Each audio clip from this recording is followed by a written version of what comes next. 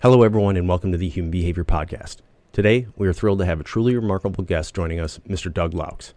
Doug is a former CIA case officer who spent years working undercover in some of the world's most dangerous environments, facing threats from the Taliban and Al-Qaeda. His experiences are powerfully captured in his New York Times bestselling book, Left of Boom, which I highly recommend you check out.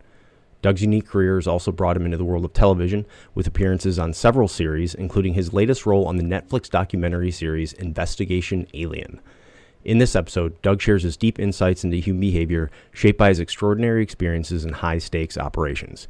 We discuss how these experiences influence his understanding of people today, as well as reflect on some of the moments we've shared working together and our mutual frustrations with navigating the complexities of the U.S. government.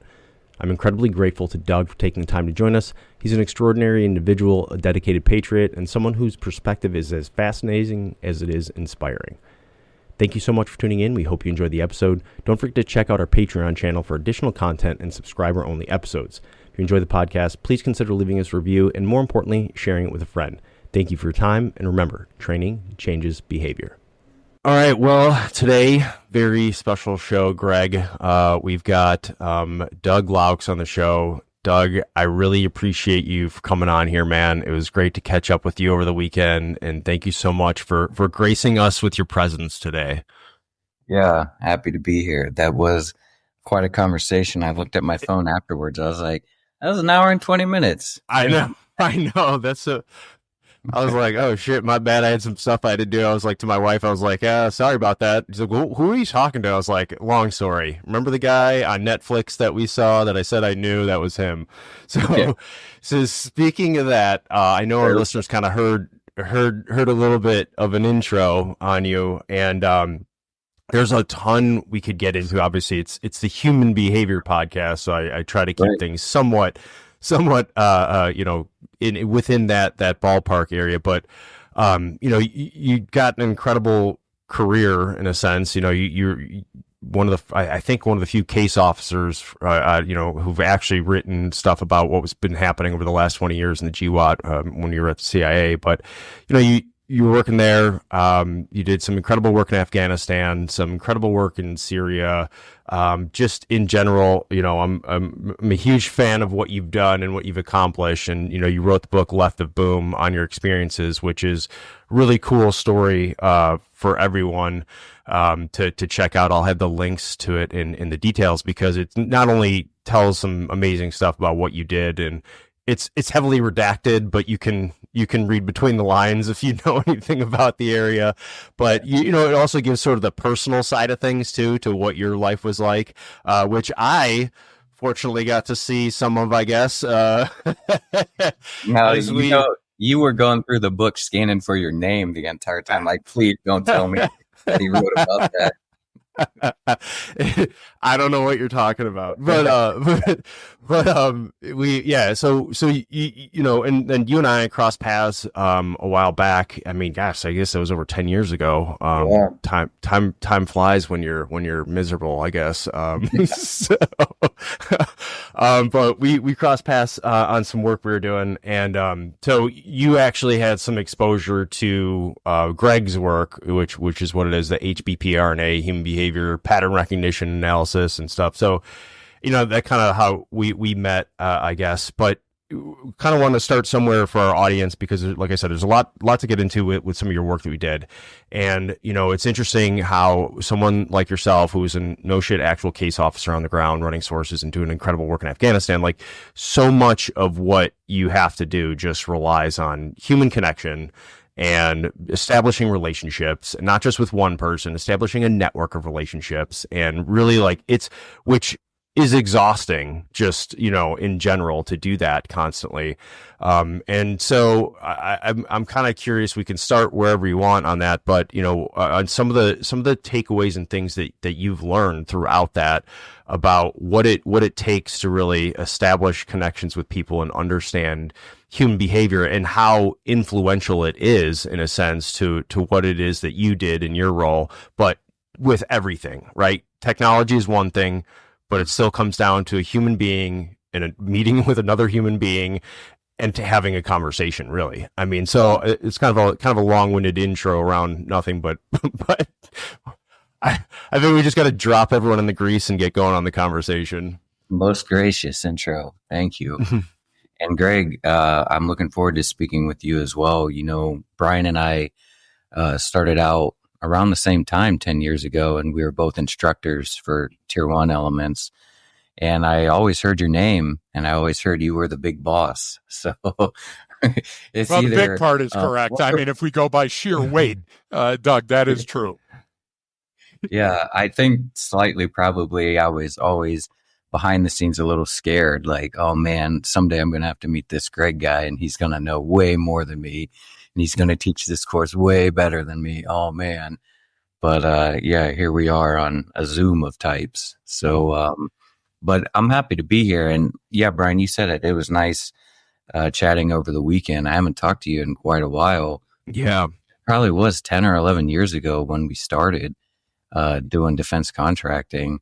I can still remember a lot of it. So if there's any specific items you guys want to talk about, just ask and I'll expand. I don't really dodge questions, which is, again, why I don't do podcasts a whole lot. But whatever you guys want to talk about, just ask, and I'm happy to get into it with you guys because I do like this topic. And probably, unfortunately, I don't think enough people take it as seriously as really what it is. It's kind of just something to talk about, not something to actually do. And it's something that gets trained, but not actually conducted. And it's a earmark and it's a slip of paper that says you passed the course, but then you never really did it in real life. And then you expect to teach the course 10 or 15 years later, but you didn't pay attention when you were being taught it and you didn't do it in reality. So why are you the instructor? So I'm sure we can talk about that too. But ask away. Yeah, that's actually a great kind of starting point too, because, you know, you get you get certain types of training when you go to what everyone calls the farm, right, at the agency, and you know, a big thing is, you know, about like building rapport with people, and you got to do, but you know, a lot of that isn't really taught how to do that. It's just sort of said like, hey, you got to build rapport or methods and techniques and understanding, like you said, the human behavior element is integral to everything that you do, but it's not typically what I've seen, not broken down into a very usable format. You still have to go out there and do it, which I get it. Like, you know, you have to practice a skill set, but, you know, it's like you said, either it's developed over a career or a lifetime, and then you have all this sort of implicit knowledge of how you do things, or it's taught in some manner and you kind of forget it because you don't really add to that, and people forget how valuable some of that stuff is. So I'm kind of curious to see what you think of different training that's worked and that hasn't worked, and things that you've seen work, especially when it comes to the human behavior element.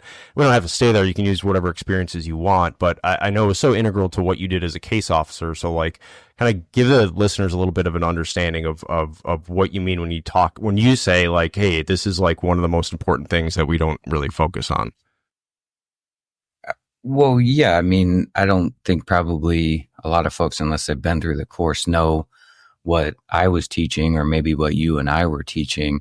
Yeah. It's like, I guess what the human behavior podcast here is, the majority of what you speak about is the human relationship. You know, I went through either at a great time or a pretty terrible time because the way of doing things, by the time I was ready to do things, were already set in stone. So it didn't really matter what you had learned on your own or how self-reliable you were. It was set in stone, and what they were going to train you at our training at the farm was kind of already molded out because we were in the 8th or 9th year of the war by that time. Mm-hmm. And so this is what has worked in the past, so we're going to hope it continues to, and this is what we're going to do for the next decade. And, you know, just even getting out of that training, which is top notch, it really is. Yeah. And I learned a ton, and it'll change you as a person. But it still, even then, felt antiquated if it were a year old, if that makes sense to you guys. You know, like things have changed so drastically.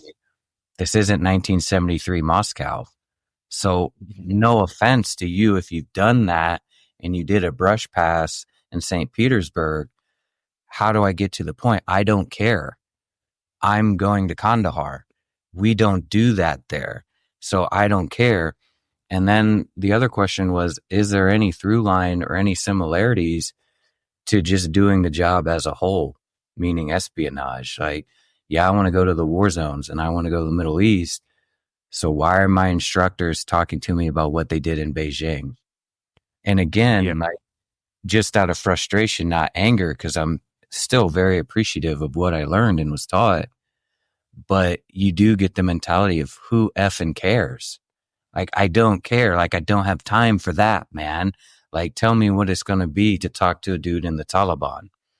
And reason I bring up that example, and I'd said at the beginning, either it was for the best or worse, is because at least there was something to build upon, and a lot of people were focused on it, that was helpful, which then made me wonder, well, what the hell kind of training are the people who are actually going to Beijing getting?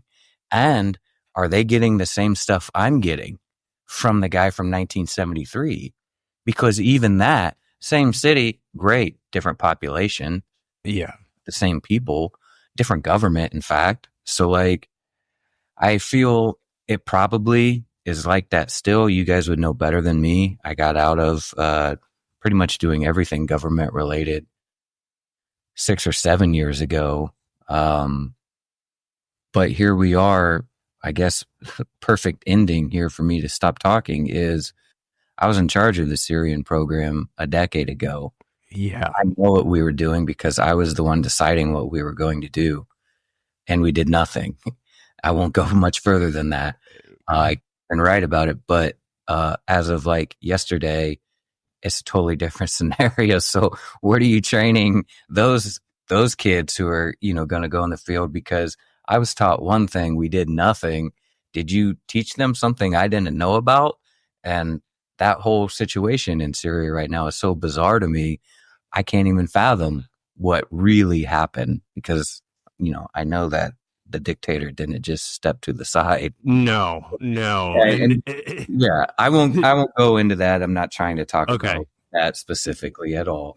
But just it's topical and relevant. And I know this is the other thing, I guess, because I want to have you kind of explain a little bit to our listeners, like what a case officer actually does and what your job is versus, because there's still a lot of not great information out there about this stuff, which rightly, I mean, in the sense that, like, how are you going to find out what people really do? And a lot of people that are out there are talking heads and, maybe they were a great analyst or something like that, but they didn't really do some of the groundwork, or they were administrator, and they were high up somewhere. And that's kind of a completely different role from what you did on the ground as a case officer.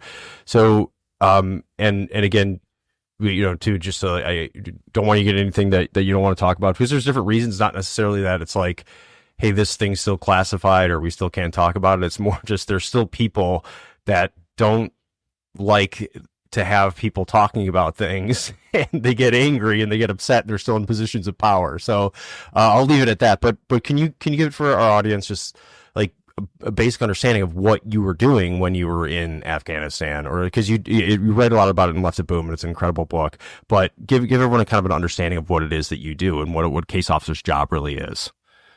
Yeah, a case officer, that's who's designated to recruit spies for the U.S. government. That really is what it is. And kudos to the agency because they do put that online. I don't know why the searching stops there when you can find out my pant size online somehow through somebody who wrote about it 20 years ago. But, I'll even have people ask me questions on Reddit or Instagram or whatever. Hey, I want to be a super spy too, or blah, blah, blah. You get to asking, well, so you want to be a case officer? And they don't know what I'm talking about. Yeah. Or I'll reference, I'm a case officer, or somebody introduced me as such because that's the title of my book. And I'll find that even the person introducing me doesn't really know what that title means. Mm-hmm. And, for us who do understand, it's kind of the same thing as going, oh, he was an 11 Bravo. The three of us know what you're talking about, but a civilian might not. And so I kind of think that's unfortunately the same way it is with the agency, at least, is no one's ever typed in 11 Bravo to figure out what that meant in English. No one's ever really followed up with case officer, or they saw what it was and like, oh yeah, and kind of just dismissed it because, I wrote that book, started writing it 10, 11 years ago, and no one knew what it meant. And especially no one knew what the term left of boom meant. I stole that from the Army, which they called left of bang. Just FYI, their manual is left of bang. I didn't want to fabricate and take that straight from them, and was like, that's clever. Left of bang. I like that. I'm going to call this book Left of Boom. Now I see tech companies holding conferences in San Francisco, the Left of Boom conference. Okay, so real quick on that was San Diego, and we were at that conference one year. Sitting in the room. Let me get this. So guess what they were referencing? So before the Army had it, Doug, it was with the Marine Corps, and the Marine Corps Combat Hunter program. They called Left of Bang. And so after talking about it, I had to go up to the guy who was one of the leaders of the conference and be like, do you see the gentleman right there who's going to speak later today? It says Mr. Greg Williams. They're like, yeah. I'm like, he wrote the Combat Hunter program that you're all talking about. And he had no idea. This guy had no idea, which I always tell Greg, that's a testament to your work, meaning it's gone on so long far enough that, exactly that people don't even know where it came from. So but he's sitting in the room going are they gonna introduce me now or something? I thought I was speaking later. Yeah. Well, then you get, funny. Especially Greg. Yeah. When your book came out, Doug, if I might interrupt briefly, when your book came out, it spawned one of the biggest arguments because we were talking about the term left of bang, which was later stolen by everybody as well. So you're onto something good. And it was very, very well respected, Doug, that you chose left of boom because you were talking about something completely different, but you were talking to a bunch of operators that actually knew and had similar experiences, right? So it was much the same as the fight with the Marine Corps Warfighting Lab using the term atmospherics. And they go, no, that's the air trapped around the earth. And it's like, no, that's how you read a room. And so we got into a fight, and your book was the center point of that fight. So I hope there was a spike in I guess that would have been 2006 for your book sales. And very briefly, Brian, talking about that, I want Doug to get back to his point. Doug is talking about a period of time during Glow-Watt money where anything went. And what happened is back then you had the sniper manual that hadn't been updated since Vietnam in the fall of Saigon. You had QA/QC folks showing up to me on a range and going, you can't teach that way because it's never been done that way before. You had KOCL, the Center for Advanced Operational Culture and Learning, that I butted heads with in 2006, where they go, no, it's much better to teach these people snippets of the language because we're going to talk about culture and prepare them for missions. And then they had so many different set of standards that there was nobody. When I went to JBAD, it was like the person you were talking to is likely going to be from America, sent there to work there rather than somebody that was local. And we'd ask, can we interview a local? And they go, well, fuck no, that's out there. We're not going out there. You remember those days. So yeah. I want to make sure that when people put in context who Doug is, that they understand the operational constraints that you had when you were working, literally swinging 16-ounce gloves in an arena nobody had fought in a long time. Yeah, no, I appreciate that. Thanks for telling me that. Sad to say I'm not surprised, because right. it's not the first, and it's not just with tech or other government, expos or whatever. I think I saw I saw a couple TV shows have their sitcom like that episode name Left of Boom. There's some silly show on CBS that's called Navy SEALs Come Home or whatever the fuck it's called. And their final episode was called Left of Boom. And yes, it was. Somebody in comments goes, hey, Marine here. So, Brian, you'll like it. He goes, hey, Marine here. Don't you think it's kind of weird that this is your last and final episode? Yeah, calling it left of boom. Shouldn't have this been the first episode? No one responds. And like there was nothing funny. I made sure Right. and like I clicked the heart like 12 times, which meant 6 times I unliked it. And I was like, oh, that's how liking things works. Just once is enough. And but yeah, I was like, that guy's got a great point. It should have been episode 1. But now that phrase has kind of been a throwaway term. And I don't use it to like promote my book other than to say it's just another example of something that is now hearsay. And it's a important concept, whether it's left to bang and it's what you wrote or what we used to teach Brian, kind of now is just something that is talked about, and maybe it's still taught to a degree.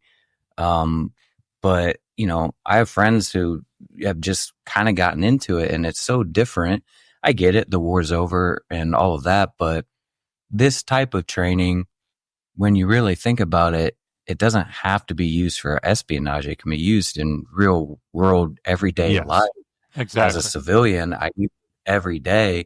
And yeah, you can become a terrible person with this type of knowledge, or you can try and do something good. And one of the greatest quotes I heard is from like Jalen Rose, a basketball player. He's talking about Michael Jordan. And he's like, this guy is so intense and was so great that if he wasn't the best basketball player in the world, fine, he would have been the world's best serial killer. Like anything this guy put his mind to, he's going to destroy and he's going to be the best. And that's why he was good. So, left of boom as it stands now. I used to want to email these people and be like, hey, do you want a keynote speaker? You know, like I'll sell my book. And now I'm just like, whatever. Can this be another final episode of SEALs crying at you and they'll bring you a cake. They'll have you on at the reunion episode and bring you a cake and have you blow out the candles. Yeah. You see, that's exactly the argument, Doug.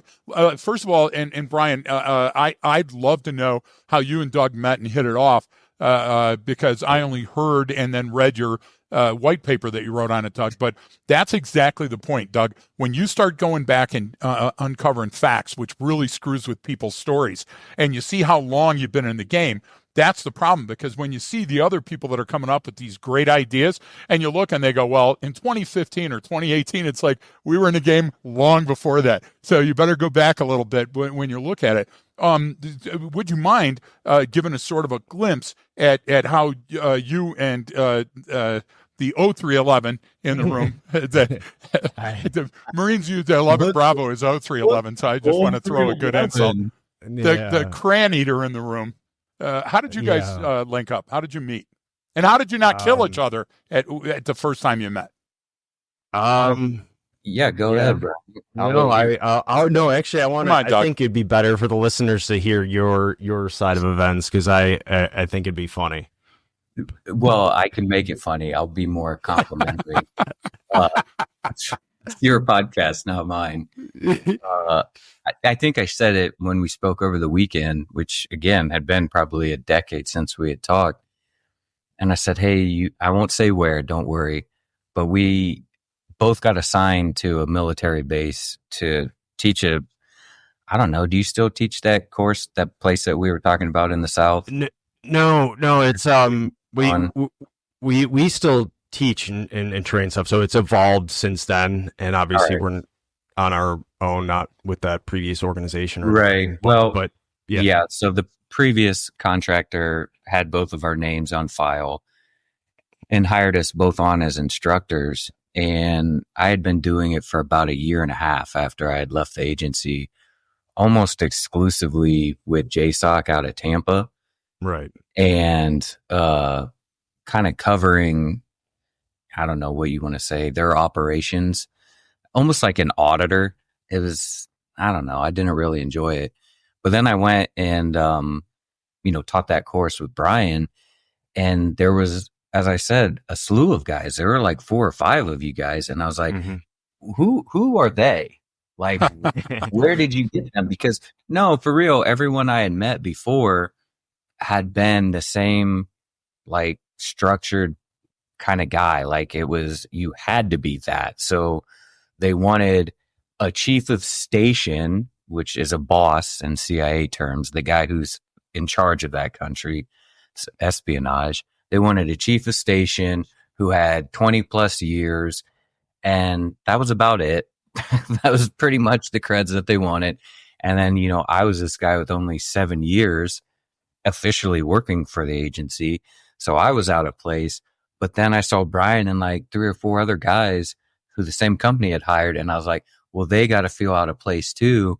So I don't even think Brian and I don't think we were teaching like the same group of students at the time. I was with, who we spoke about, our neighbor's friend. And we just started talking, and I was like, man, I want to work on your guys' team and do more stuff with you because, number one, let's be honest, you guys were my age, and like you had seen the same stuff I had seen and had been to the same places.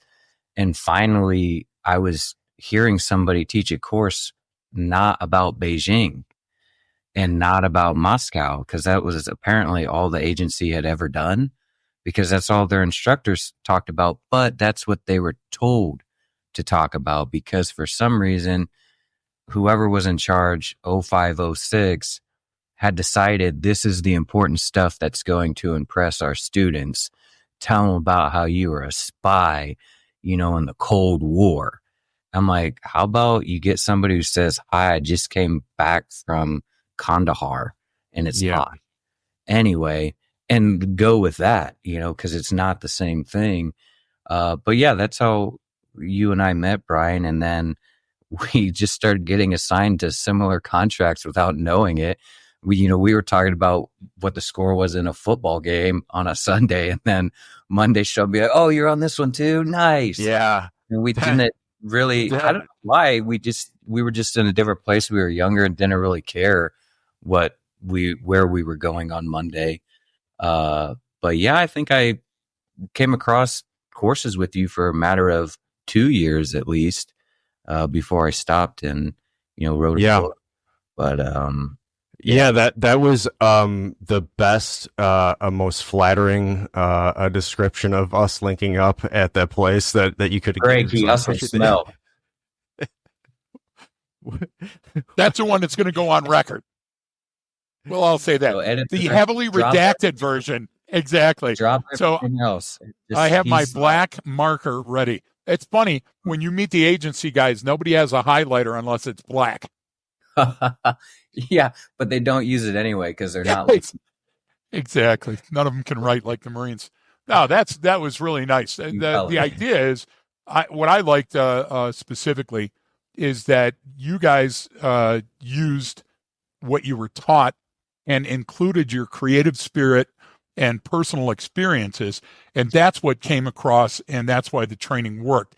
Because you can go to the the Spy Museum in Washington, D.C., and learn everything you want to know about China and the Cold War on a tour that you guide yourself and just plug in a key and listen. And history's fascinating. But that doesn't make you a better case agent. That doesn't help you develop human sources. It, merely language is not enough to befriend somebody and get them to work for you as a confidential informant.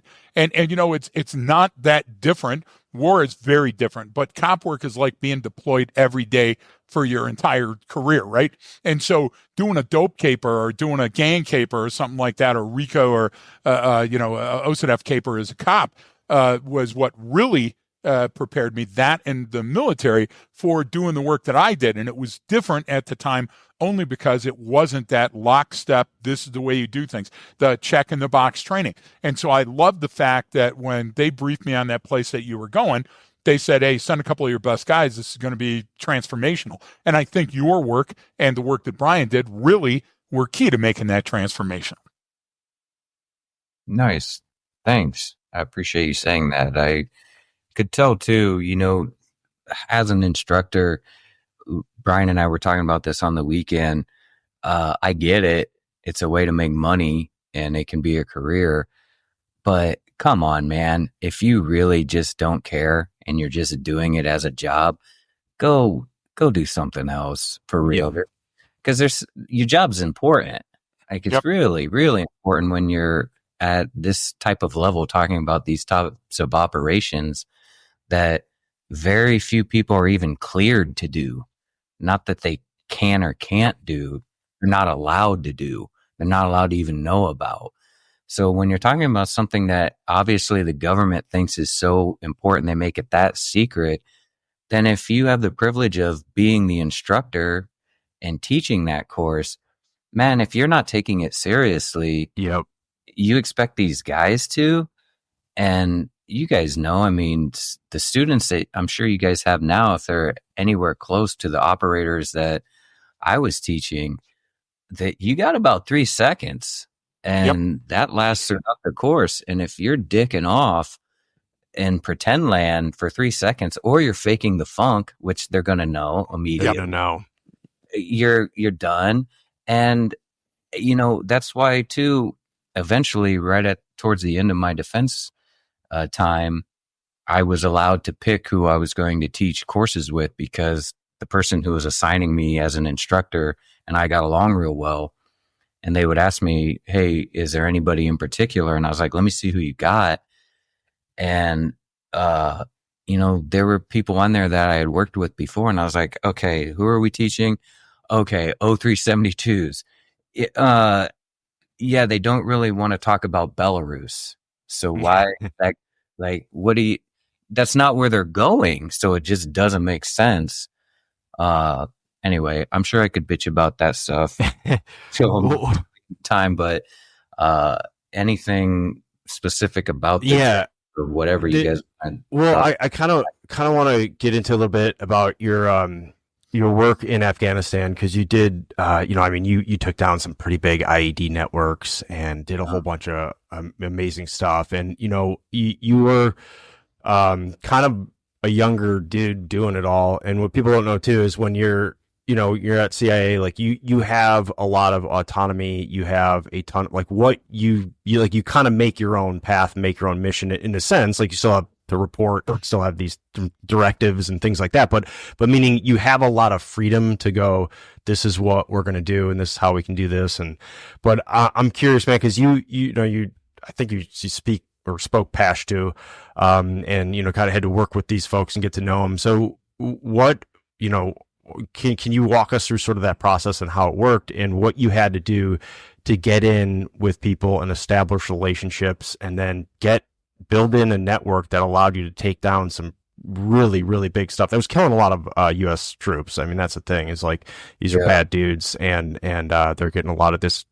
But meaning you had to go to these meetings, you had to talk to people, talk to village elders, talk to random people. Like how did you do that? Especially growing up, you're a Midwestern guy. I'm from the Midwest. So is Greg. Like, you go there, and I know you get all the training and you get language training, you have some experience, but it's still it's such a different world in a sense. So how did you find that way to assimilate and build those relationships? What worked for you? Well, I would say that's something most relevant to what you guys are doing right now. And something you can't forget, the agency is still part of the federal government. Right. So it still has all the federal restrictions. It's not quite as restrictive as the military can be, especially when it comes to rules and playing by them and enforcing them. And, you guys knew I was going to be honest when I came on here. So I won't disguise if I found a problem with some things, but one thing I certainly noticed more than anything, both in the field and as an instructor, was how well and how much the military students do follow the rules, but almost to a flaw.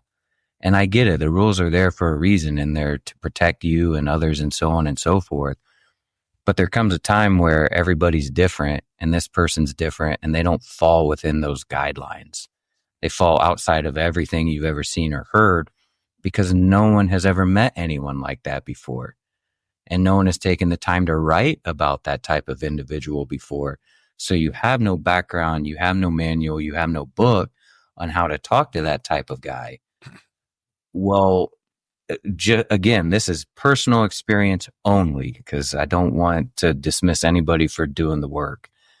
I found that if it wasn't something that had been done in the past, especially with military guys I was working with from different elements, they just did not want to touch it.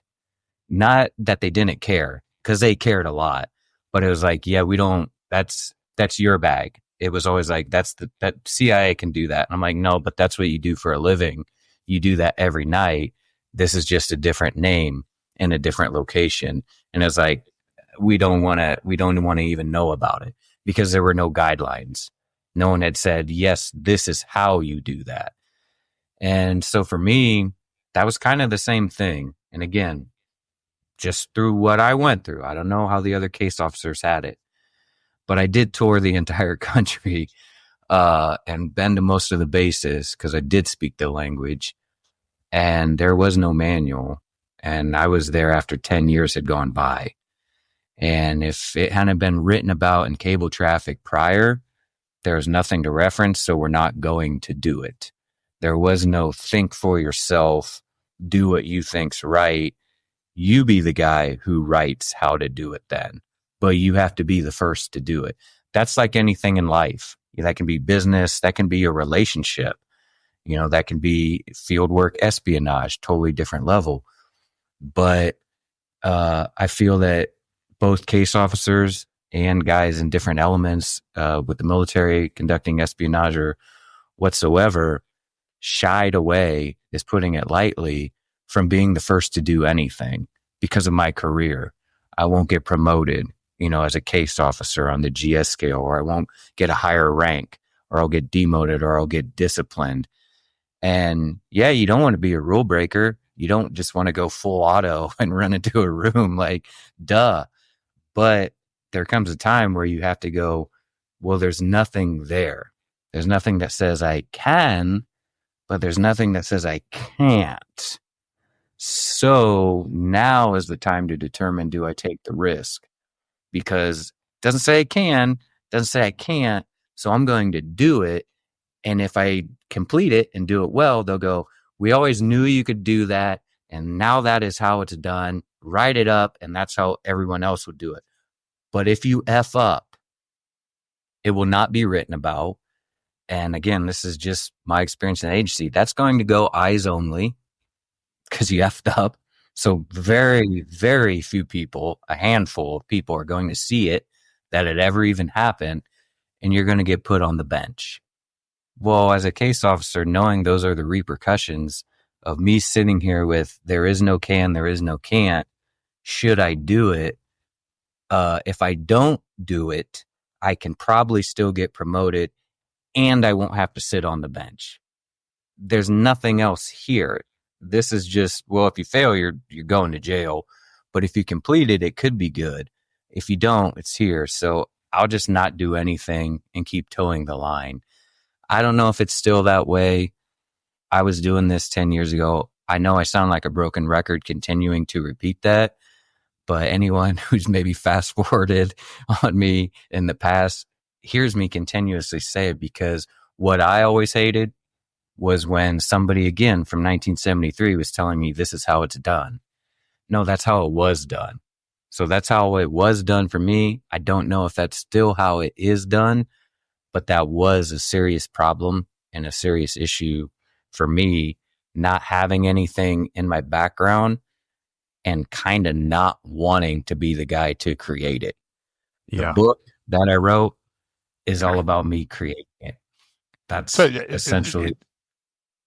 Doug, if I can jump in for a second here, you're a fascinating guy, and you have to understand, because you don't sometimes, how rare you actually are. Because and I'll tell you a story, so this will exemplify exactly what I mean.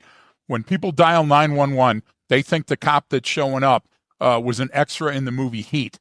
They think that he's flipped the tires, fired full auto, all X-ring shot group stuff, has been on the gosh damn bubble his entire career. And that's not true.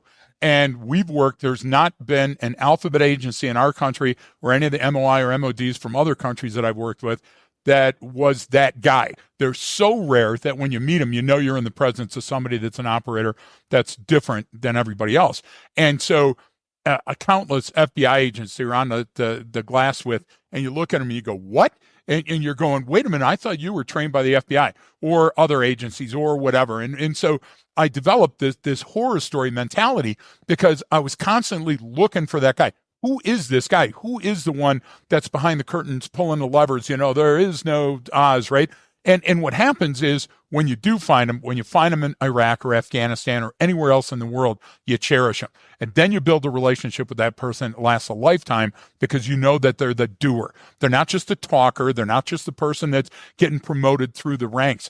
And everything that Brian told me about you, and then when I read, and then when I asked people about it and everything else, you were that guy. So the cool thing is that you're in a rare group that was on a bench that was continuously put in to play the game.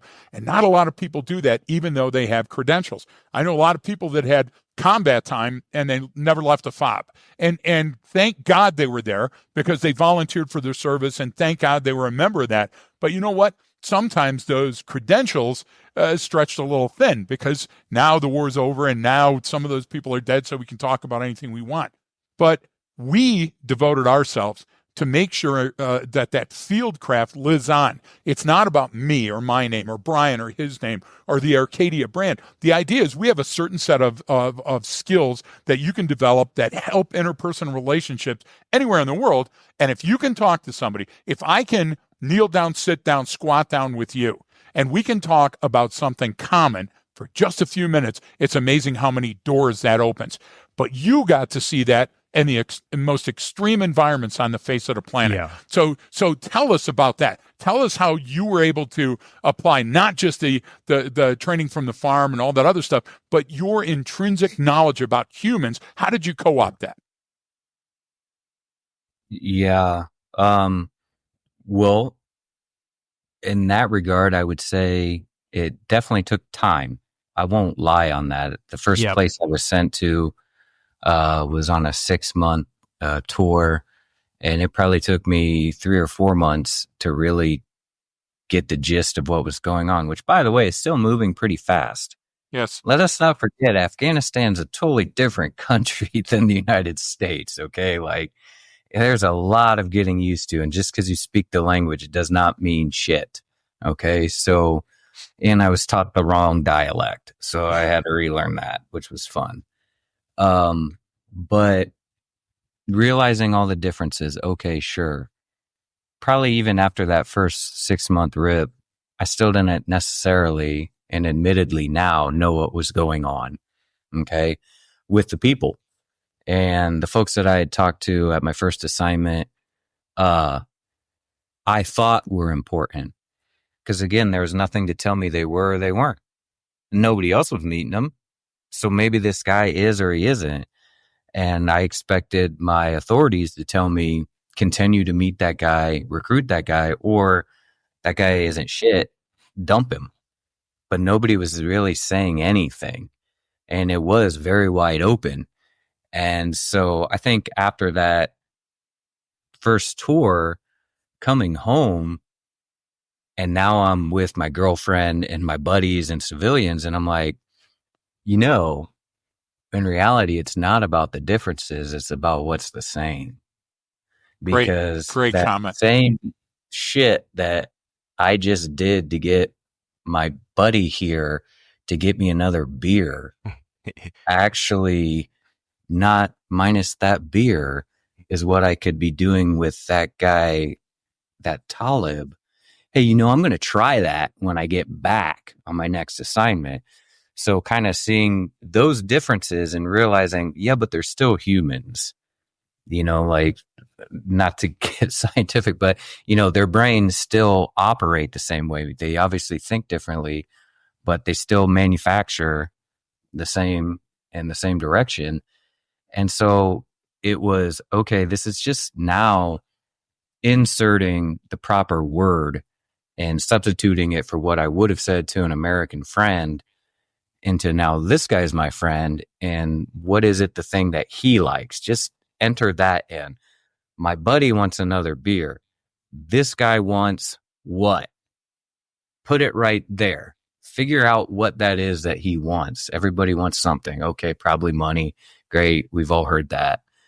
But I think it was just the similarities of realizing, okay, either he's happy or he's sad. He's excited or he's scared. That's it. It's one of the four. That's going to be your basis of any emotion. So which is it? You know, it's the same thing I do with my girlfriend. Is she happy or is she mad right now? Like, what's going on? You know, just but you'll never understand that. There's no amount of training in a war zone that'll prepare you for that type of relationship. So you're still learning those stuff. Yeah. I just want to call bullshit on that for anybody that thinks, right. Yeah, I'd be harnessing the emperor title if I knew how. That's great. But no, in conclusion, like it was the similarities in that this guy, and you get taught a lot of what I'm saying, like you got to find out what they want. You got to know what makes them tick. I get all of that, but also how I make you understand that I know that's what you want. And if it is just money, not make you feel uncomfortable about it. We probably, the three of us, have had friends in the past who maybe kind of were asking for something more than we wanted to give. Probably we're talking about money. And, you know, you can tell they're asking something that's making them uncomfortable to ask. So now what can I do to show this foreigner, this Afghan, my confidence in asking him to do this thing? Well, he's got to think he's my friend. And I got to portray that even if I think he's a piece of crap. And how did I do it with my buddy to get another beer? Well, I'm going to utilize that. And I made that guy happy. Need to make this guy happy, insert what he wants. So I switched it up. And instead of trying to figure out what the Afghans were doing in the 13th century, I looked at it and said, this is 2011. This guy sees the same commercials I get. He gets Indian TV, which is British TV, which is the same television that I get. I know he knows what I know as far as pop culture and stuff. It doesn't matter that he's in the Taliban. He still has a TV. And you learn that and you're like, whoa, the Taliban has TVs? Yes, they do. Yeah. Okay. And so then just seeing things like that and opening your eyes and going, it's not that hard. It just took the patience and the time to learn. This guy's still a human and he still wants something and needs something. And for better or worse, if it's money, brother, I will not hesitate and I will be confident when I present that to you because I got a printing press back there and I will get you what you need if you deserve it. But yeah, that's kind of how just with my time in Afghanistan went. Much different in Syria, but building those relationships, I'm sure you guys teach the finer points of how you do that. But it was looking at it the same way. I'm going to treat this guy exactly like I treat Austin, my buddy. That's so good. And he's going to feel like he's Austin, and we're about to watch the movie Heat together. Yeah. That's so wonderful. Which you referenced that earlier. That's one of my favorites. And, you know, a lot of people, like, they think we give some principles, like, to start out at one of our training like a training course, right? So we just did like a 3-day one with law enforcement, back in your old stomping grounds out back in Indiana, literally last week. Right. And so, you know, when we go, you know, one of our first principles, we go, people are the same all over the world. And, you know, we give examples and go, this is what you mean. You know, everywhere you go, people play games. You know, you turn into an asshole when you're a teenager. You know, you're sad when someone dies. You wear white to a wedding. Like, there's just these, and people kind of go, yeah, okay, I get it. And it's like, no. And then the follow up, the so what to that is actually what you said is so, you know, look for the similarities, not the differences.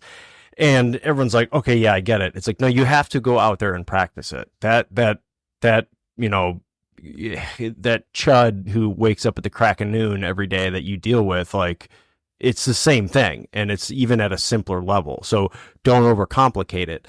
And because everyone's got a job, a mission, a role, what responsibilities, what they're supposed to do, it's like we get so focused on our tactics, techniques, and procedures, what these policies are, what I'm here to do. It's like, take a minute, right? Figure out what's going on, where this person's at, and see, what you can do and connect at a human level. Because the rest of that stuff you can learn how to do, and the rest of the stuff with time, it'll happen. But we're not focusing on just the basic elements of what's happening. What is the dynamic here in this situation at this time right now? Which is also why we miss huge pre-event indicators. We miss everything because we're so mission focused. We're trying to get done what we need to do. And then it's like, yeah, but the world and the situation, this person is screaming at you right now, and you're missing everything because you didn't just follow some basic principles of, hey, people are the same all over the world.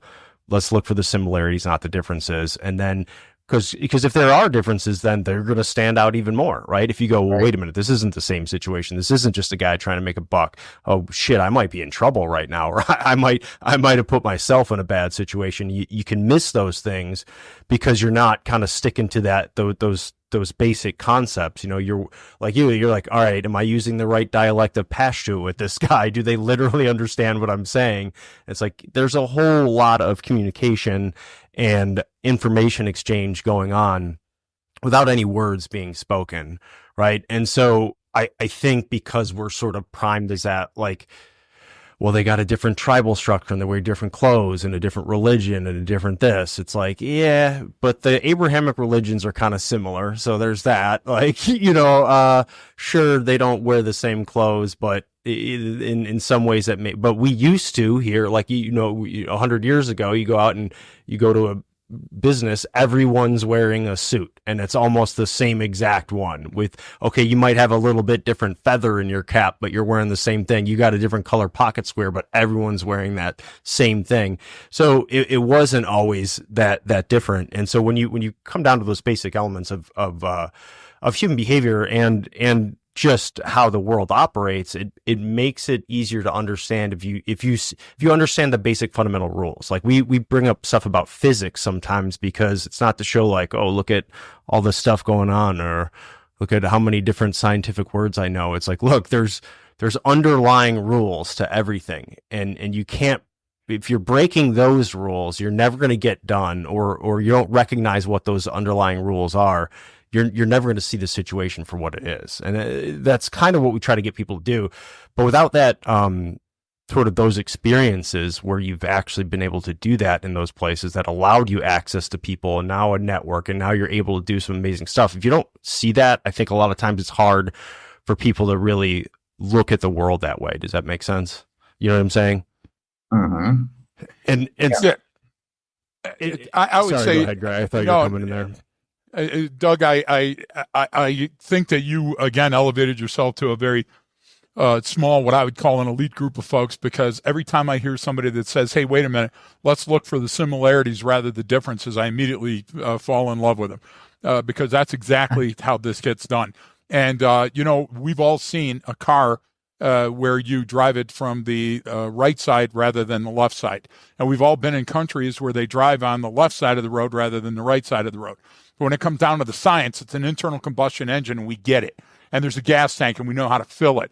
And there's a gear select, and we figured that out in the ignition. Maybe you press the floor, or maybe you press a button, but it's the same thing. And so when we look at, like, very briefly, last week I told the story of Spin Bulldog, where I knelt down to talk to a girl. We were looking for propane bombs, and she spoke fluent English. And I looked at her and I said, how is it that you speak fluent English? And she goes, the Brits were here for 15 years, mate. And I go, oh my God, that's amazing. And she schooled me, right? But you as a case officer on the ground had to understand, just like you did in your relationship and with your own family, that our vulnerabilities define us. And when you open up the trust gate and start speaking to people, even though you had an ulterior motive, because it was your job to befriend these people, there were times that you forgot that and were a friend. Which, what I mean by that is, like, if you can't truly want to trust me and be my buddy, I can't be an effective guy, because it's just like being a gigolo. Yeah, I'm going to say these 3 things to get laid every time and buy you this and that. And after a while, it's going to get around that you're the bar whore. I got it. So that works when you're trying to build a confidential informant as well. So there were times that you had to let down your guard to let them know a little bit about you so you could find out more about them and be able to exploit that. Could you Elaborate on that a little bit, because I'm sure you had that experience many times. Oh yeah. And look, I think I said it in the book. I'll say it now.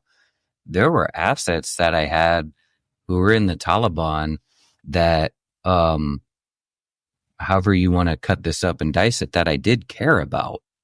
Meaning, and you can go, how could you care about terrorists? I didn't want to see the guy die, and he flipped and he realized what he had been doing was wrong. And now he was working for the U.S. government. He signed the paperwork and he was turning over his old organization for me because he trusted me. So, yeah, I mean, it's hard to say, no, I could never possibly care about anyone like that. No, I did. And there were several guys who, I wanted to protect them.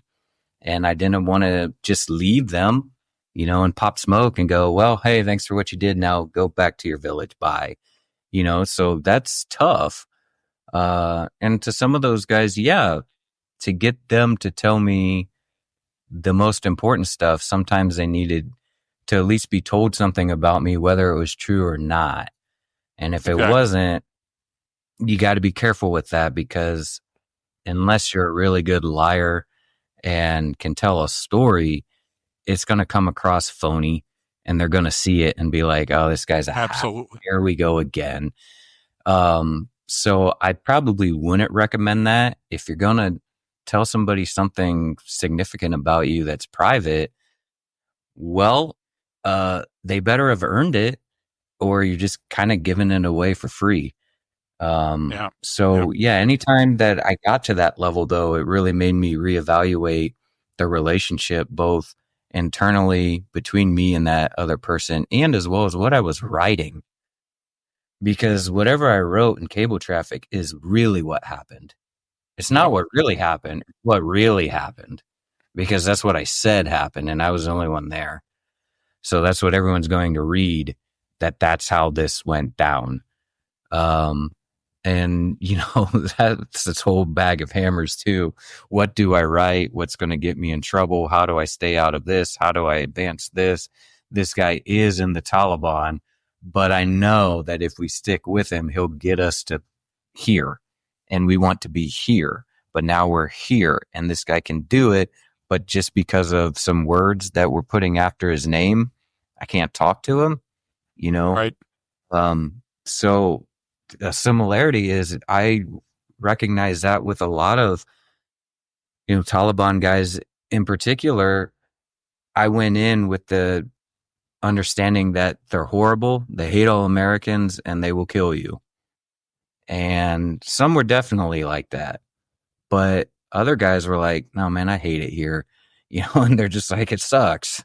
Like, what do you want me to say? Like, it sucks. I'm broke. I eat grapes every day. That's all I can afford. Like, this sucks. And they'd open up and tell you that.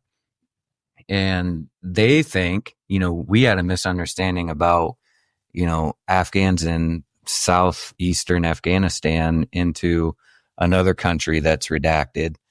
I'm guessing you could figure out how to travel east. Oh, wait, east is redacted.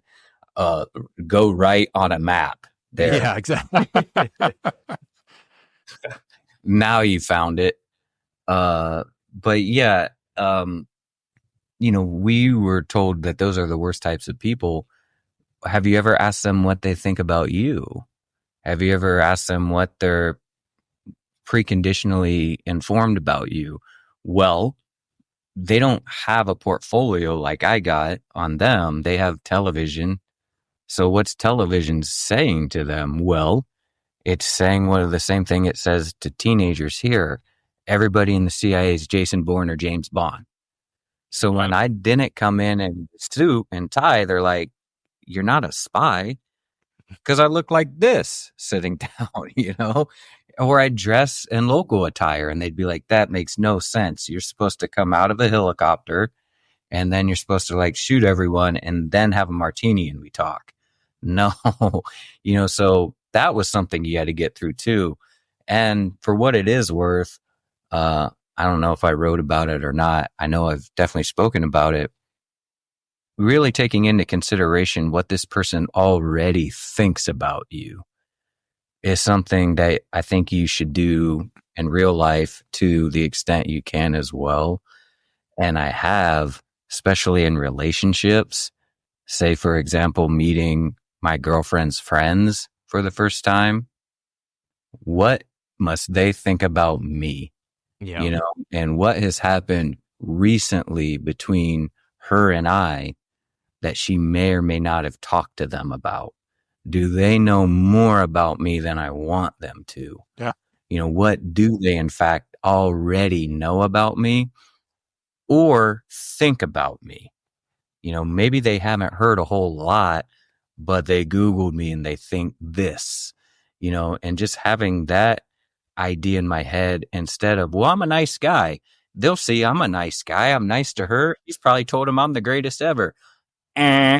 Remember how I like stubbed my toe at her house yesterday and that was a 12-hour argument? That's what they think about me. Yeah. That's what they're thinking about you right now, and they're not happy. So now, and then I'll shut up. That is a perfect situation leading right into what I was doing with Syria. There was a certain individual who later ran for president, but did not win. You can probably guess who had a big leadership position in the United States government in 2012, who was making promises to the Turkish people about no-fly zones and things like this that were directly relevant to what I was doing on a daily basis. And when you say those things, well, then people are going to expect those things. So it started me walking into the room knowing ahead of time I got to diffuse that. And there's going to be 30 questions about where's the air support. Well, your leadership said we were getting it yesterday, and then it never happened. Oh boy. But yeah, I think if I say anything worthwhile there, it's to consider what somebody already thinks about you, whether they're right or wrong. Just because you think you're a nice guy or you're cool, they may think the exact opposite. So be prepared for that if you can, and handle that first. Get that out of the way before you try selling them on the nice guy thing. That's a really, really good point. And I mean, in your experience too, you're talking about something that happens at some strategic level that some elected official or politician or someone says, you know, and then that affects you on the ground. You know, I've had those experiences as well, where it's like, well, we thought, you know, the commander said this, and it's like, yeah, about that. Here I am, and I have to be the one that it doesn't matter. I'm, you know, wearing that uniform in a sense, or I'm the person exemplifying this entire organization or mission, and you're just one person, and you're going, fuck. How do I walk this back and still get done what I need to get done? Yeah. And that you know, that's you know, you're actually, a lot of the stuff that you talk about is so relevant to the law enforcement folks that we work with. Yep. And what their role is, because it's the same thing. It's like, you could be the nicest guy, the greatest person, have an amazing record and career, but then you show up and but you're wearing the same uniform, and someone saw something on the news, and that might as well have been you. And it's like, well, that wasn't me, dude. But I understand this is your only interaction, and you know, kind of. It goes to, you know, also people making promises that they shouldn't be making, and saying things in general that they shouldn't be making. It's like, if you can't deliver on something, don't say that you can. Say something else, right? But you know, if you start making promises to people, or set unreasonable expectations for them or yourselves or whatever, you know, and you don't meet those, then that's all they see. That's all they know. Like, it doesn't matter how hard you're working at getting that thing accomplished, or what's happening in the background. Like, that's all they know at their level. Yeah. And so you have to sort of speak to that. I mean, and that can get really, really tough. And well, especially with your job too, what you had to do is, I mean, it's obviously extremely dangerous. You know, things could go south, and if they go south, it means, you know, you could be killed, or some catastrophic end to whatever mission or assignment that's happening, and that affects the entire area. So it's like, but again, that sort of goes back to even the law enforcement stuff. Here you are, next thing you know, you're on CNN, you know, that night with your video of something that occurred, and no one got to see everything leading up to it, right? You just got to see what happened or the outcomes of the situation. And now that's just incredible. You know, the second, third order effects are detrimental to that whole area.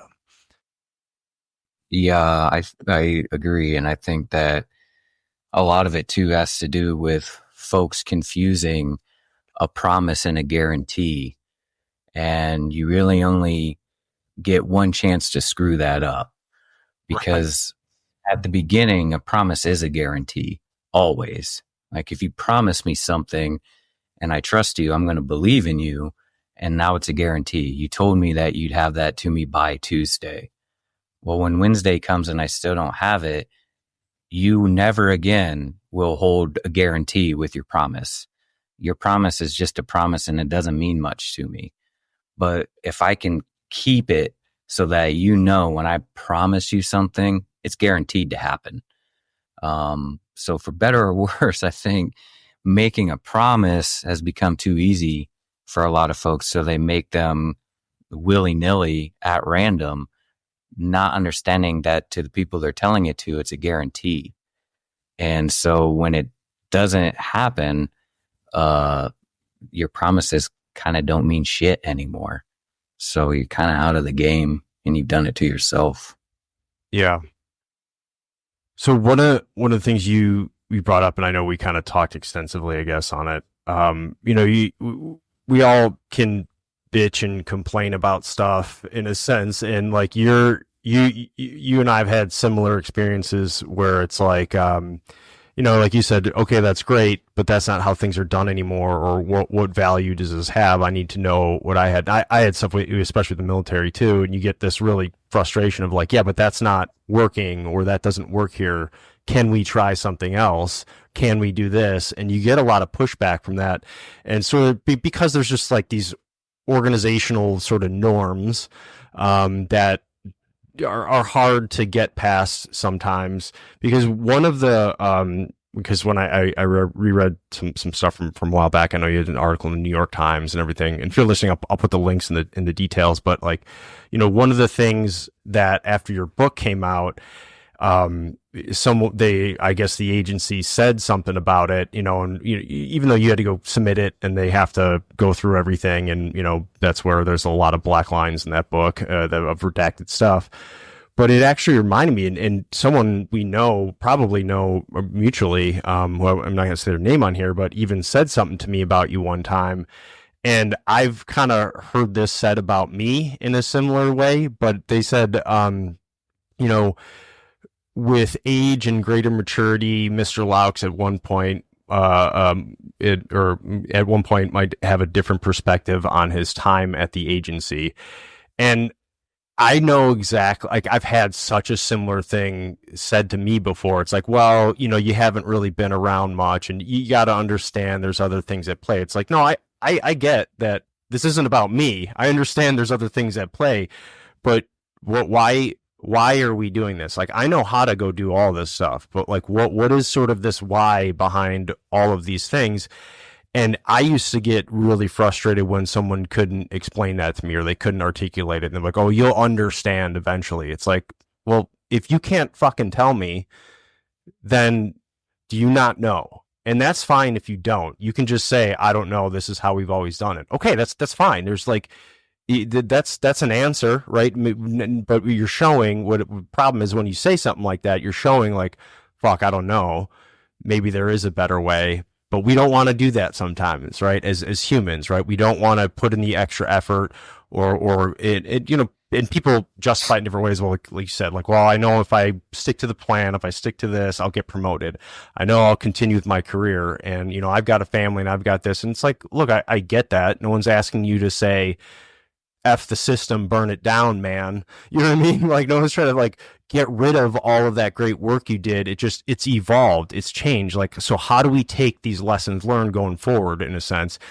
But we don't like get to that level. And I've had that before. So what is your experience? Because you actually, you said it earlier in the show, and people don't realize that too. It's like, the CIA is still a government agency. There's still a bureaucracy. There's still an HR department. There's still, there's like, it still has, every other function, normal administrative bureaucratic stuff that I don't care if you're at a 50-person police agency, you have some of those same things there.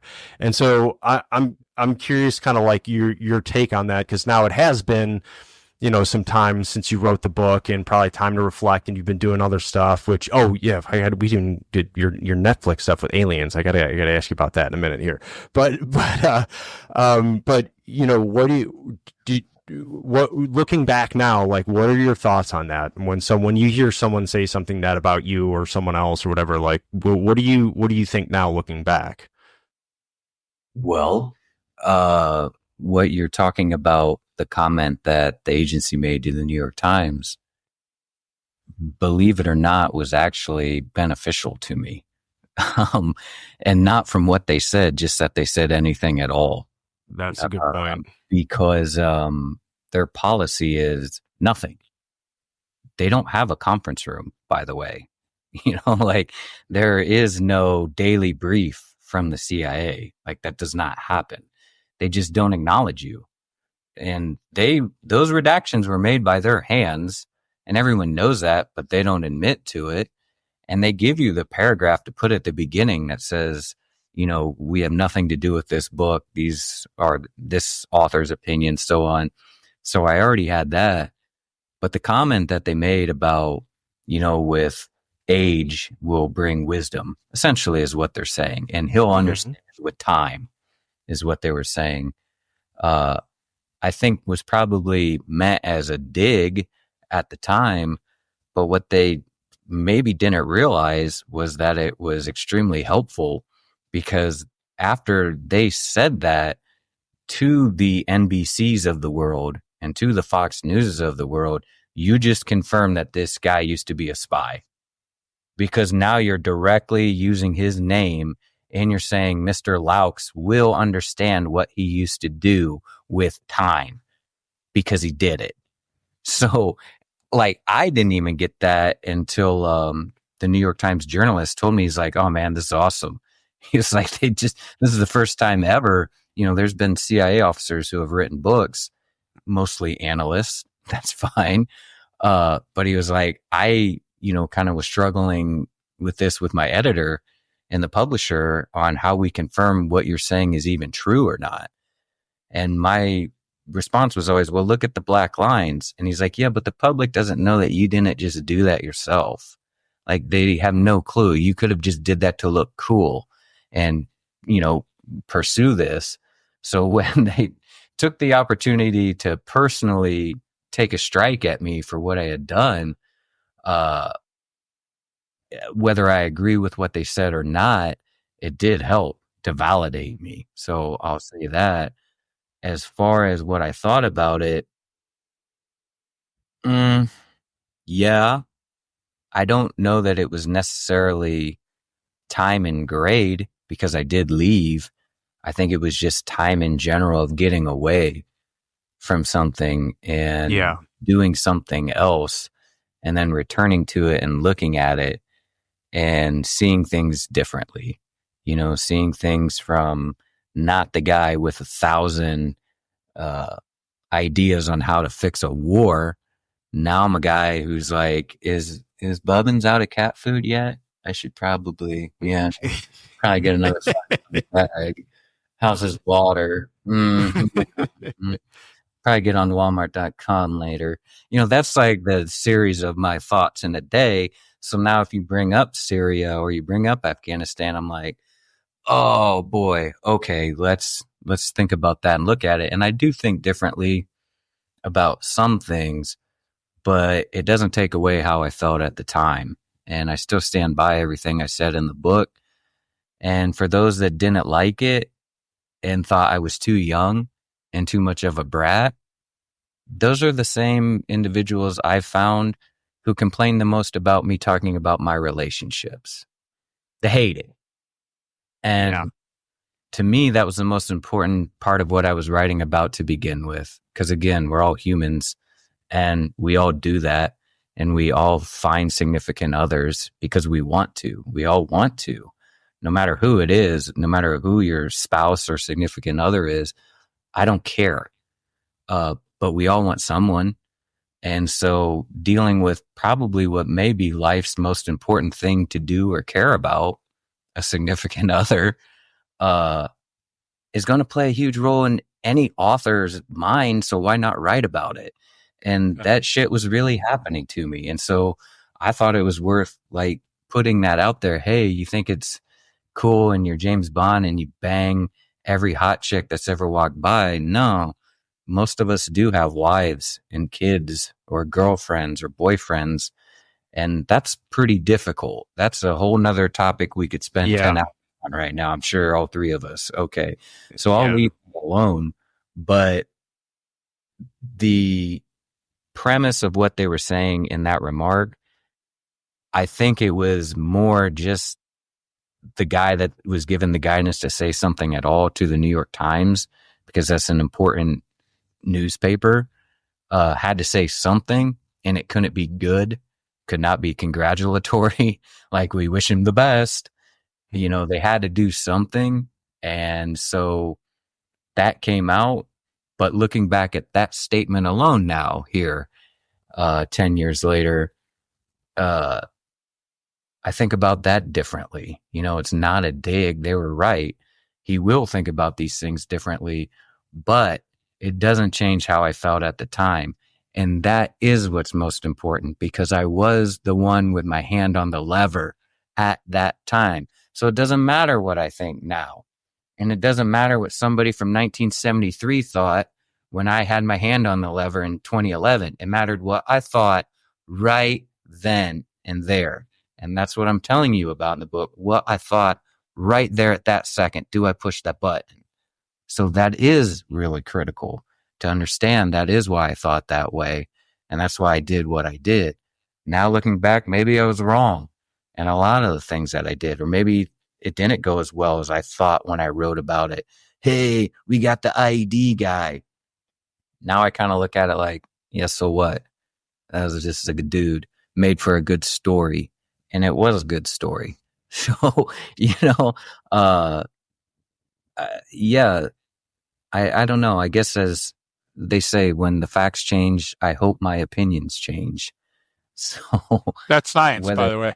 And to go back into science on you two guys again, because I'll call you chuckleheads now. You guys forget what a small elite band of people you belong to. Most people are born and raised and die within a couple of blocks of their ancestral home. Most people never get out of the country. Most people never have the type of opportunities that you do, or join the military, or were in combat. So when you look back on it, and this is just science, when you look back on things, you never at that time said, one day I'm going to be the director of the CIA. I'm going to stay in the CIA for 38 years and retire from this position, and I'm going to have a desk in the D ring of the Pentagon. Brian never thought, I'm going to be Command Sergeant Major of the Marine Corps, and I'm going to retire with full benefits out of it. You didn't, because you were fucking booting doors and ramming cars, and you were having a great time doing it, and it was so unique that nobody you knew was into that shit, and the first time you got a taste of it, it was like fucking sucking the fentanyl. You could not stay off of that pipe after that. And we were all there, and that's why we all went back. And it is different now. But I loved your appraisal of it, Doug, because you are different and you weren't the same person. And so somebody else, without being in your shoes, and Brian, here's our argument again, if they didn't walk in your shoes and they didn't have your experiences, they should fucking hear mouth in German. They should hold their mouth and stay in their own lane, because you did something that without that something that you did, Brian, the same way, the world would be a vastly different place, okay? And so that little thing that you think back on now was a huge thing to the big wheel that was turning at that time. You changed lives. You met people and changed the trajectory of their lives and the direction. And that's why your book is such a powerful piece, and that's why people try to bat you down. Nobody watches a gosh damn movie and says, you see that fucking janitor back there that's sweeping up the vomit from that kid in the cafeteria as we're watching Mean Girls? I want to be that guy. I want to be the best guy to fucking mop that floor. Nobody thinks about that. And so you guys sometimes got to slow your roll and look back. And I know you are. And trust me, I'm not belittling you in any way. I'm saying you sometimes got to be proud of those things that you did do, because sometimes history is harsh, and sometimes history looks back and, oh man, if we could have gone left instead of right, but you didn't know that at the time, and you were operating under what? Unidir, unless otherwise directed, I'm doing these things right now. And that's magic. And that's why I love that fate brought you and Brian together again, and that fate also brought you back to the show, because the right people are listening to this. But I just wanted to make sure that you understand how profound those statements are that you're making when you replay this episode. I hope you hear that. But Brian, I got to hear about the alien thing, please. I want to make sure that we understand that. Speaking of, because you had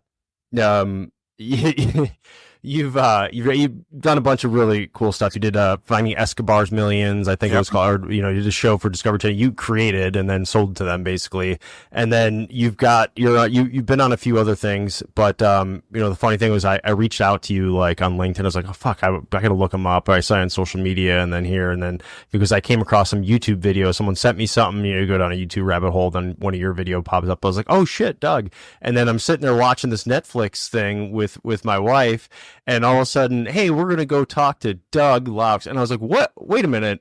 Like, I fucking know that. I'm like, oh my God, that's Doug. And of course, my wife's like, who do you know in this? The aliens or and I'm like, no, I'm like, oh man, this is hilarious. And she's like, I know him. I'm like, and then she's like, how do you know him? And I was like, it's a long story. Never mind. Let's just keep watching the show.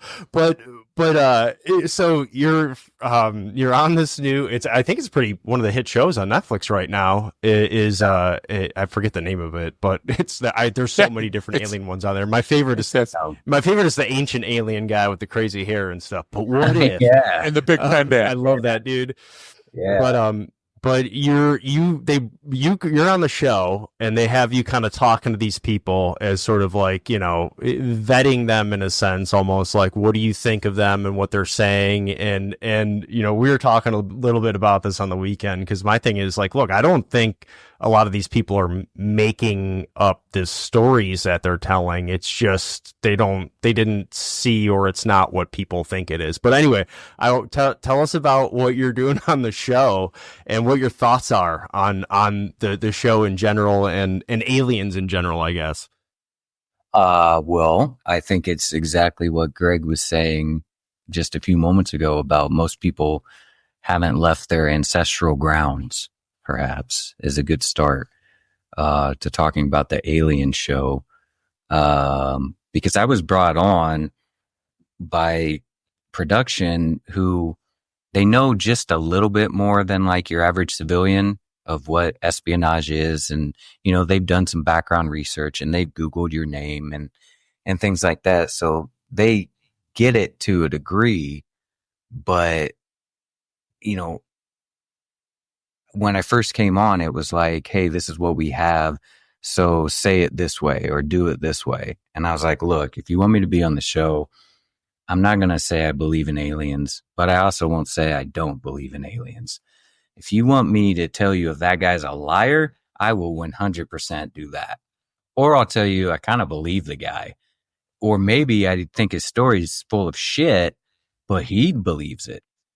And that is what I found the most to be. And you guys see that in real life too, where, because you've been told something so many times, you start to believe in it yourself.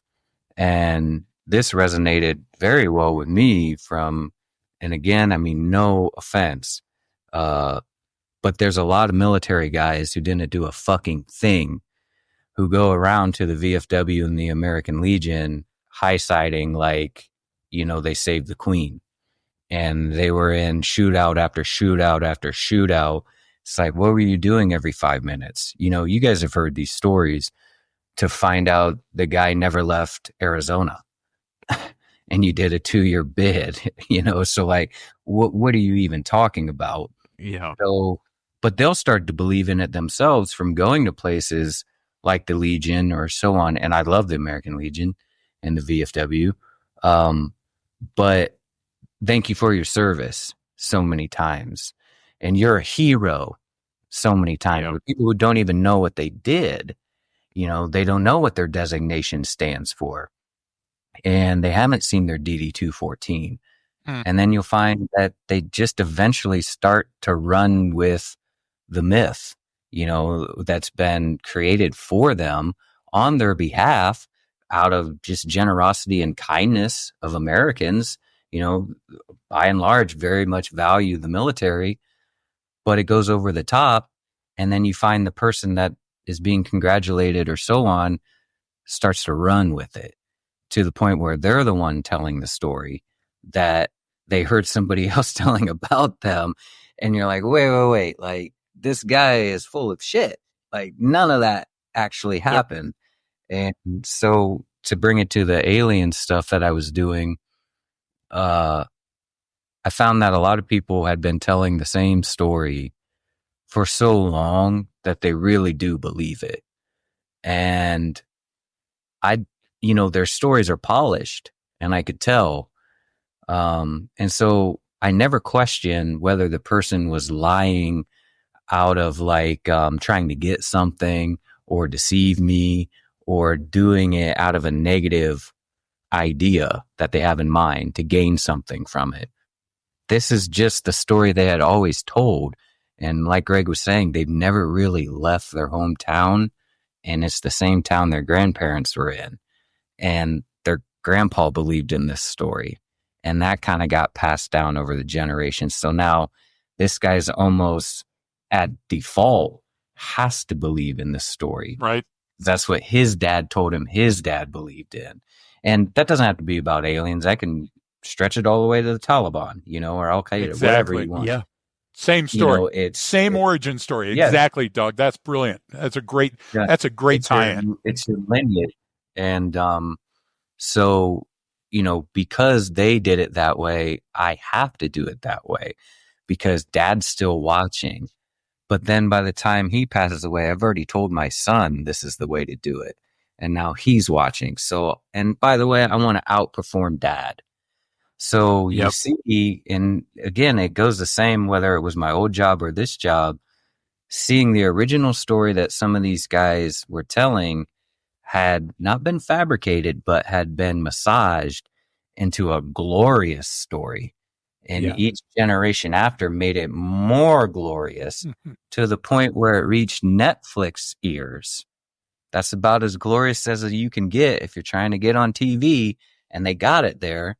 And so I come in and, started to realize that pretty quick, that, hey, you guys can look into this scientifically because that's the only way I see that this could be proven or disproven.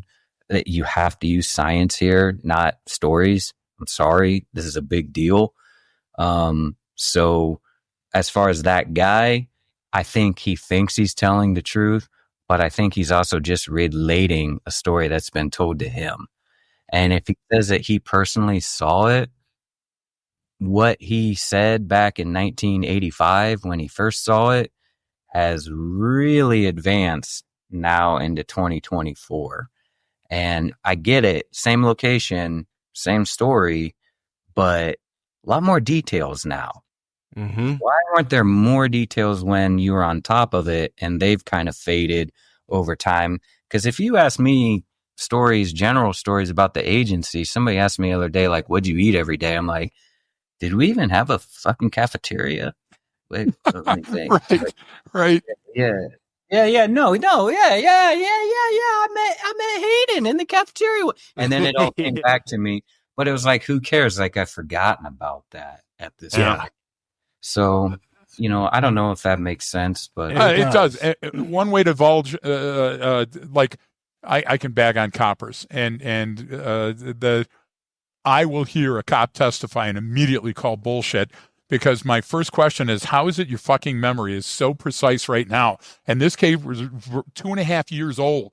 Okay. And when you wrote it, your memory is now filling in details that weren't even in your written report that you wrote that night. And you're on there and the expository is going and it's building and stuff. And that's just the nature of humans. Nobody wants to have a shit story. Nobody wants a Rolodex of your life to come up with a fucking blank card. And then all of a sudden somebody goes, I guess I was nominal. Nobody wants a meh.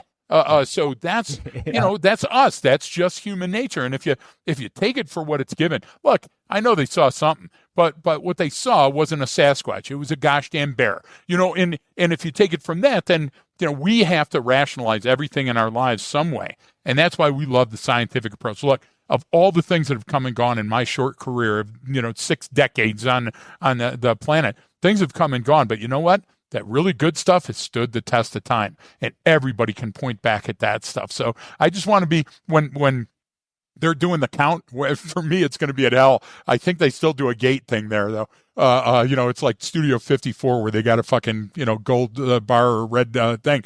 But when they do the accounting, I just want to make sure that I did more good than bad for somebody at some point in my life. And I think, Doug, you can really say that.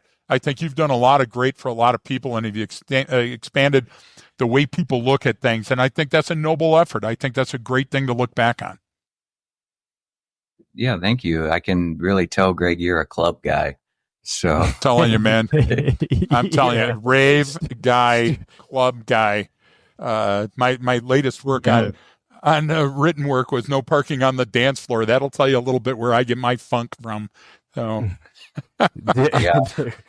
yeah. Well, the alien shows always remind me of different stories. I mean, even especially from we had this insurgent sniper dealing with back in like 2004 Iraq, and the stories just grow like, oh, he's like, he's from Chechnya and he's jacked and he's 2 miles out, man. Yeah, and it's Olympic hopeful. Well, we had, and so.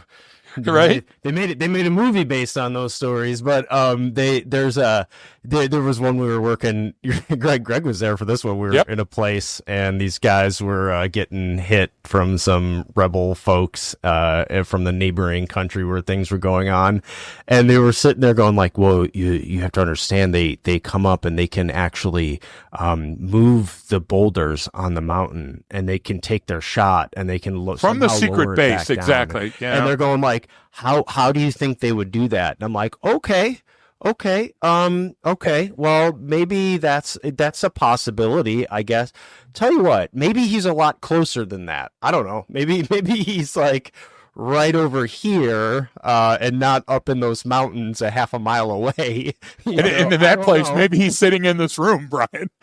Yeah. We don't want to say that one. What was the Bradley, was it called American Sniper? Yeah. Was that movie where he's a sniper?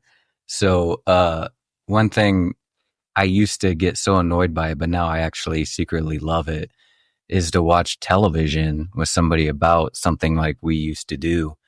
And I was watching American Sniper with a lady once, and there's this scene where Bradley Cooper, which I guess they're supposed to be basing this on Chris Kyle, the actual SEAL sniper. I can promise you this did not happen. If he wrote about it in his book, I don't remember reading it.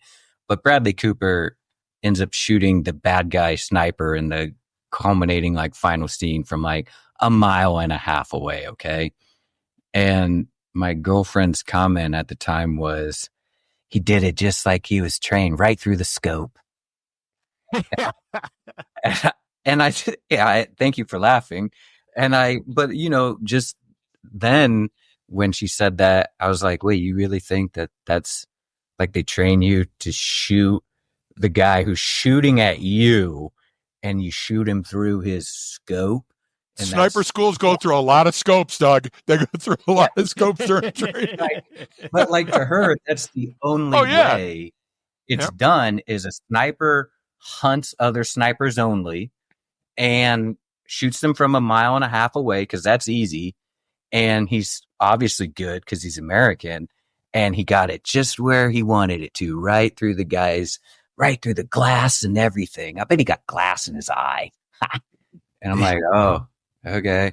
So, You yeah. know, it's like one guy did that, and after he did it, 50 years ago, was like, oh, damn, that was a total fucking lucky shot. And everyone went from that point on. Like, that's how those things are, when someone's like, Hathcock story, it's like Brian. dude, I was telling you about, remember Dirk, our buddy Greg, he took me out with some of his old timer buddies one time years ago at this pub, and they're all to go there, they all throw darts, and they, have their own darts, like, and we're sitting there slamming drinks, like, all right, we're gonna throw some darts. And like, hey, you want to throw? I was like, yeah, let me go warm up. Like, do you ever like play darts? I was like, no, it's been a while. And I walk up there, and 3 darts, just my first 3 darts, all in the bullseye, and I'm sitting there going like, oh, how the fuck and did I do that? And I turn around, they go, I thought you said you don't play much. And I was like, well, I had a meltdown at the World Championships 5 years ago, and I haven't thrown a dart since. And they're like, it progressively got way worse after that. It was just pure luck. And I was like, there we go. So, but they were all terrified. Like, we got to play against this guy.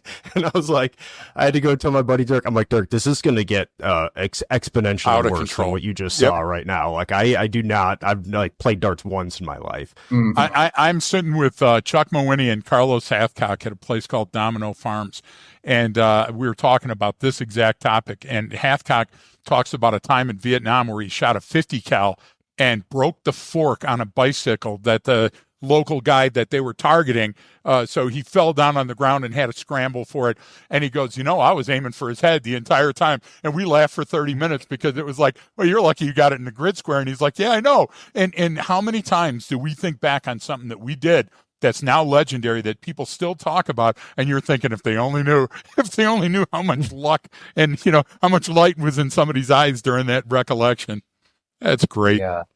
When the myth becomes the legend, print the legend. That's it. Yeah. Well, hey, you got to tell your folks at Netflix, you got to tell them that I'm an expert on aliens. And so I would love to be on that show one time, because I will do Alien that poofy deception. hair thing. Exactly. Alien conception. Oh my gosh. We'll do that one. I was impregnated by an alien. I'm ready. That's my I'll testify to that. That's so funny. Oh my God.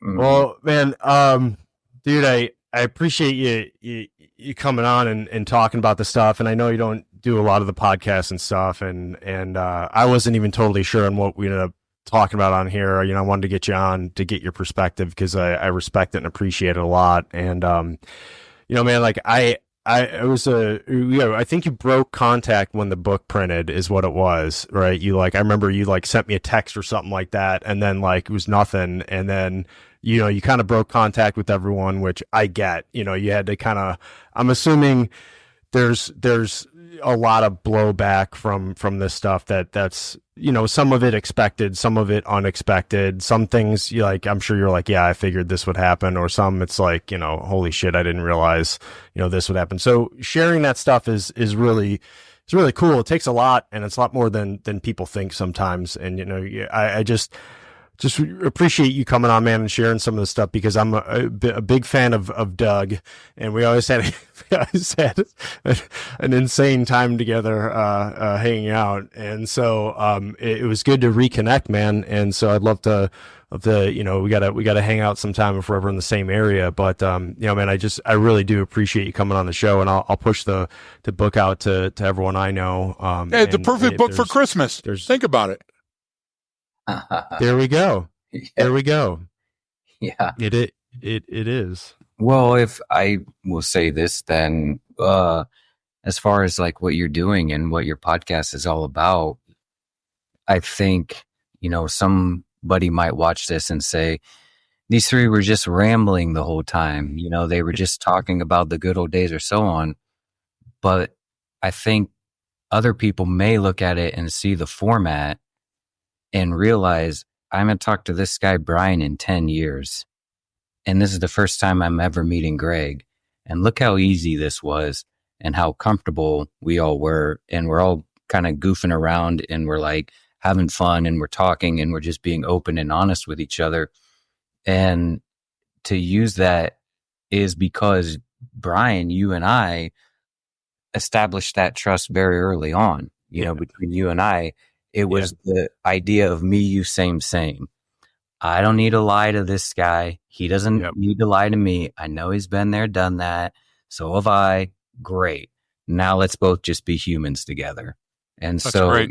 Talking to you over the weekend, that was for an hour. Great. But then here it's just like we just taught a course 2 days ago, it seems like. Yeah.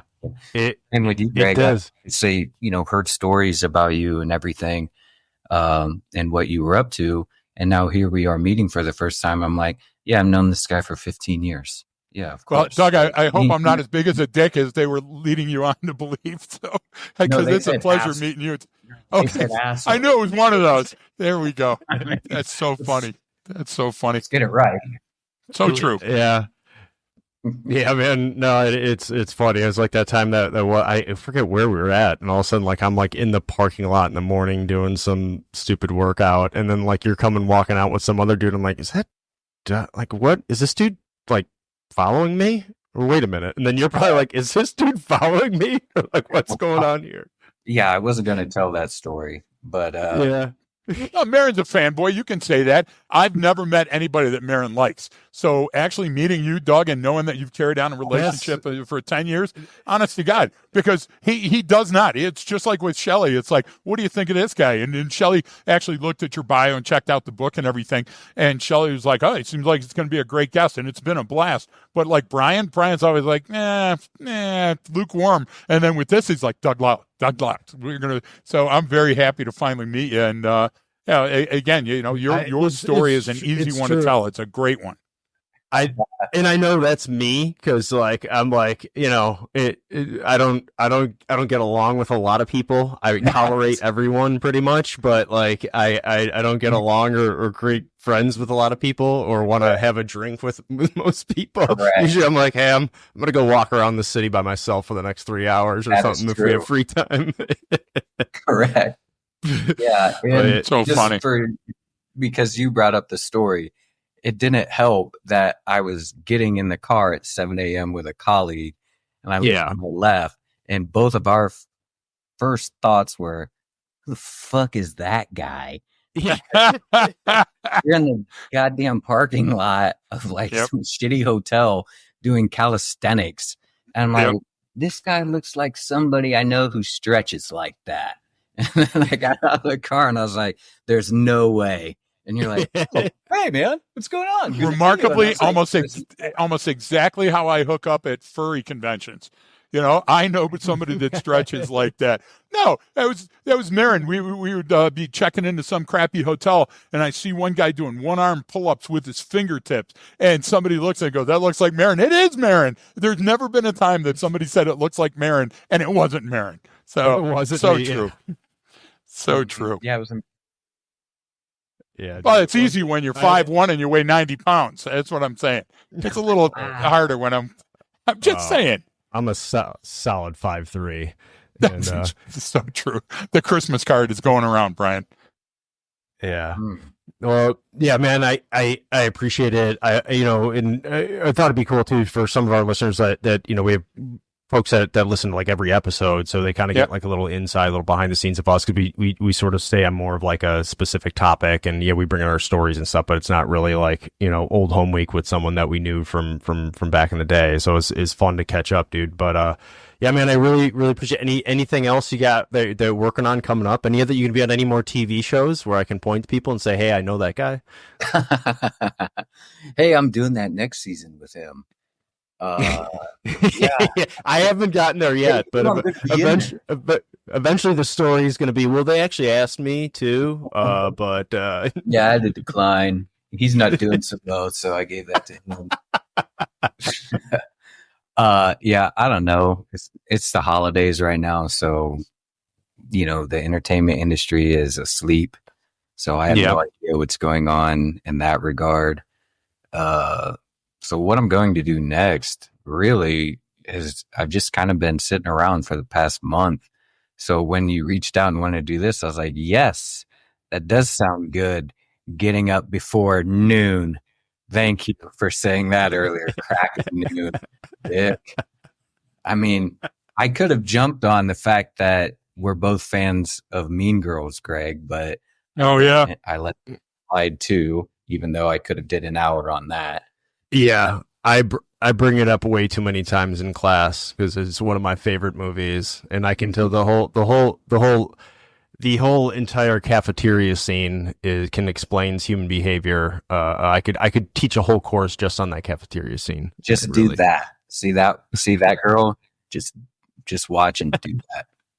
Just do that and dress like that too all day. I still do. Yeah, like- Thank you. I can tell. It's nice. But So, no, man. thank you guys for thanks for thinking of me, and I'm glad I did it. But I knew that this would go well. So thanks for doing exactly what I thought you would do. Well, Doug, I think it was an man. absolute Well, blast from my side, and I want to make sure that our paths cross again because it was a lot of fun talking to you. Like I said before we started recording, we probably chewed a bunch of the same territory and run into the same people. So it was just a pleasure finally putting a face and to the name and hearing your story. So it's been a blast for me, and I'm glad you and Brian allowed me in. Thanks.